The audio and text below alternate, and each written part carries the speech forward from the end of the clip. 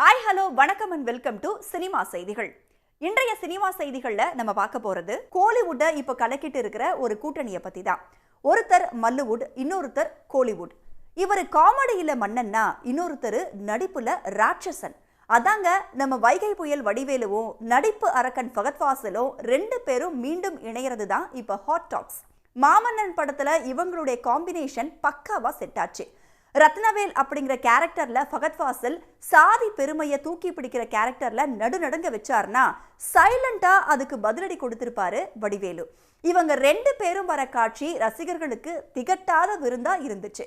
குறிப்பா படம் இன்டர்வல் விடும்போது வர்ற அந்த காட்சிகள் டெரரா இருக்கும். என்னதான் இவங்க பண்ண போறாங்கன்னு படம் பார்க்கிறவங்களை பரபரப்பா சீட் நுனிக்கு கொண்டு வந்து அமர வச்சது அந்த காட்சி. வைகை புயல் வடிவேலுடைய உடல் மொழியே ஒரு கதை சொல்லும். மற்றவங்க பெரிய டைலாக் பேசி திறமையை காட்டினா, இவர் ஒரு சின்ன குழுக்கல்ல வாய்ப்பிதுக்கி அதை ட்ரெண்ட் ஆக்கிடுவாரு.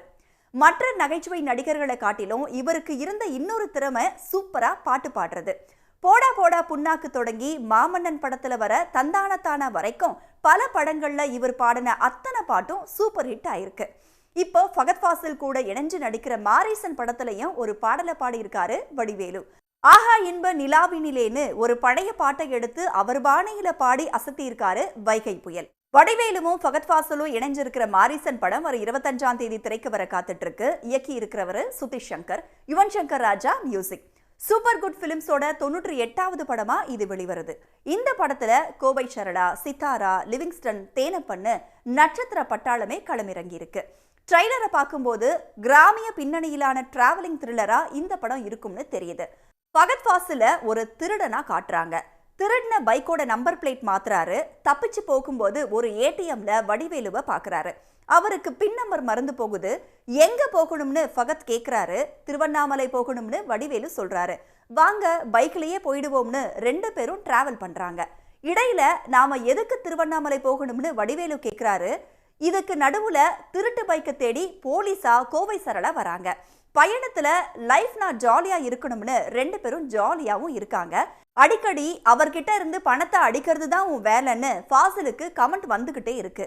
மறதியால இன்னும் என்னென்ன மறக்க போறேனோன்னு பயமா இருக்குன்னு வடிவேலு உருக, கடைசியில மறக்க முடியாத பயணமா இது இருக்கும்னு சொல்லி ட்ரைலரை முடிச்சிருக்கு படக்குழு. படத்தோட ட்ரைலர்ல வடிவேலுவும் ஃபாசிலும் பைக்ல ஒன்னா போற பயணத்தை பார்க்கும்போது விக்ரமாதித்தன் தன் தோல்ல வேதாளத்தை தூக்கிக்கிட்டு திரிஞ்ச கதை தான் இந்த படமாக இருக்கும்னு யுவன் சங்கர் ராஜா பாடி எதிர்பார்ப்பை எகிர வச்சிருக்காரு.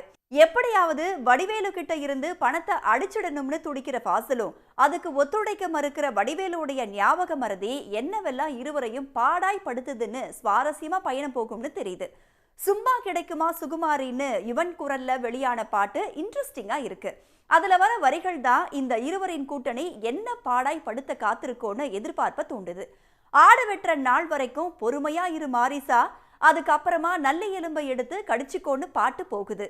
வீடு பூட்டி சாவி இப்ப திருடன் கையில இருக்குன்னு கதையே சுவாரஸ்யமா இருக்கும்னு தெரியுது. இருவரின் நடிப்புக்கு மாரிசன் சரியான தீனியாக இருக்கும்னு எதிர்பார்க்கலாம். ஃபகத் ஃபாசில் கிட்ட வடிவேலு ஏமாறுவாரா மாட்டாரான்னு சஸ்பென்ஸ் படம் முடிகிற வரைக்கும் தொடரும்னு தெரியுது. மாமன்னன் படத்துக்கு பிறகு இந்த கூட்டணி சேர மாட்டாங்களான்னு ஏங்கிக்கிட்டு இருந்த ரசிகர்களுக்கு இந்த படம் சரியான தீனி போடும்னு நம்பலாம். மொத்தத்துல ரசிகர்கள் மறக்க முடியாத பயணமா மாரிசன் இருக்கும்னு தெரியுது.